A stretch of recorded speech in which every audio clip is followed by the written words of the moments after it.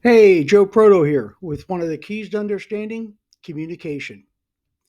Here are five suggestions on how to communicate better. One, listen. Don't just think about what you're going to say next. Two, be honest. Say how you feel while being tactful and aware.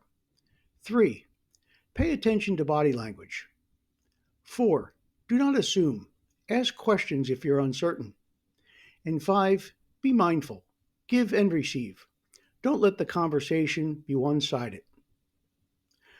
Learn to say what you mean what you say, and don't say it mean.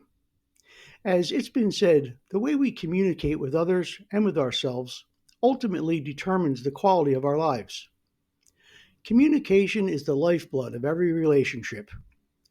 So don't say something in the next 30 seconds that may ruin the next 30 years.